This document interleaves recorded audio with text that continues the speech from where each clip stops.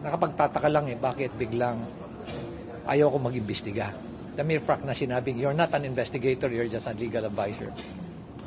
So, ibig sabihin, simple lang yon. Huwag ka na mag-imbestiga. Yun ang message dun eh. And you don't have any authority over the PNP, despite the fact na may MOU. Sir, dahil... Simple lang yung message na yun eh. Huwag ka na mag-imbestiga. So, anong pang purpose ko? Bakit ako nandun? Di dapat mag-resign na lang ako.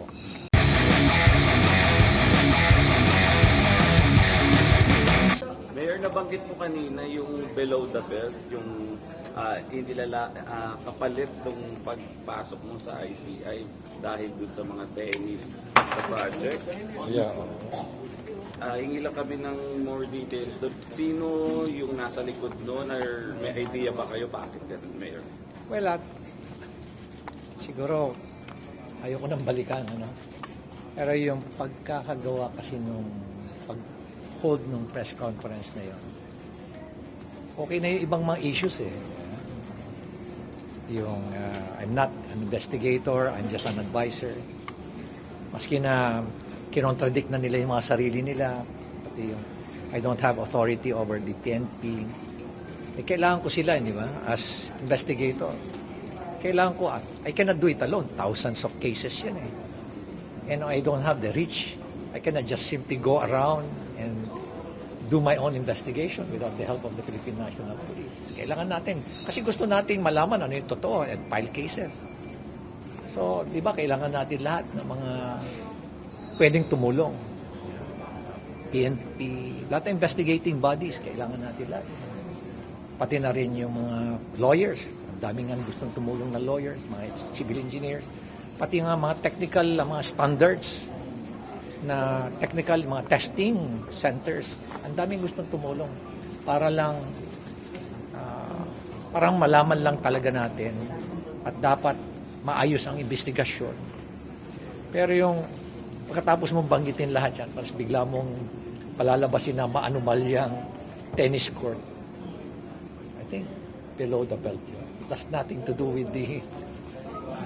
Kaya mararamdaman mo talaga na maanumalya rin yung paggandak doon ka na yan. Sa tingin ko, maanumalya rin yung paggandak mo ng press con na yan. And probably she's taking orders from someone else na hindi ko alam. Sabi niyo po, mukhang yung struck na business. Wala mo, parang sa ngipin yan eh. Maya-maya, pag nagpapalinis ka ng ngipin, tapos biglang may na tinamaan na nerve, bigla kang mapapaaray. Sino kaya yun, sir? Siguro,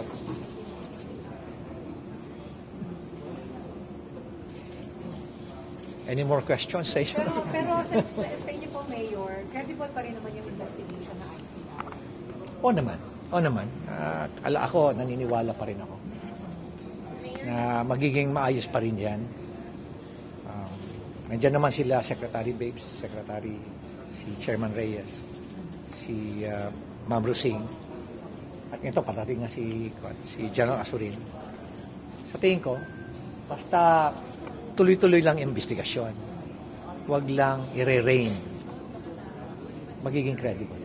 Mayor, would you say independent pa rin po yung investigasyon ng komite? Like, wala pong pressures from any outside force? Nung nandun naman kami, wala naman pressure actually. Nakapagtataka lang bakit biglang ayaw ko mag-imbestiga. The mere fact na sinabing, you're not an investigator, you're just a legal advisor. So, ibig sabihin, simple lang yun. Huwag ka na mag-imbestiga. Yun ang message dun eh. And you don't have any authority over the PNP, despite the fact na may MOU. Sir, dahil... Simple lang yung message na yun eh. Huwag ka na mag-imbestiga. So, anong pang purpose ko? Bakit ako nandun? Di dapat mag-resign na lang ako. Sir, can you think of any specific something na na-discover nyo? I have my suspicion. Pero I won't share it with you. I'm sorry. Pero sir, you will share it with the appropriate body when the time comes. Sir, ano yung masasabi nila yung sa tennis court po sa Baguio? Yeah, alam mo, pinapa-third party ko nga yun eh. Very transparent kami doon eh. Unang-una, hindi pa namin binabayaran. It's worth about 100 118 ba yun? 114 million na tennis court. Maganda yung structure nun. Nagkamali-mali lang yung aming, may mali rin yung aming engineers. May mali rin yung contractors doon kasi minadali nila yung finishing eh. Yung structure maganda. Yung finishing lang kasi nga nagalit na ako doon eh. Na ipatawag nyo na yung St. Gerard na yan. Kasi bakit subcontractor ang kausap natin? Ipatawag nyo na, otherwise ite-terminate ko siya, ipapaklis ko siya. Kaya yun na yan. Minadali nila, nung umuulan, sa kanila nilagay yung mga finishing touches. Yun, tuklap-tuklap yun. Hindi ba po fully paid yun? Ay, hindi pa. Malaki pa. 26 million pa yung hindi namin binabayaran. Retention, hindi nila makukuha yun. Retention. Meron silang liquidated damages. Umabot na nga ng 5 million. Pero supposedly, At 20,000 per day. That's 600,000 per month. Almost 700. So, ilang buwan na liquidated damages siya.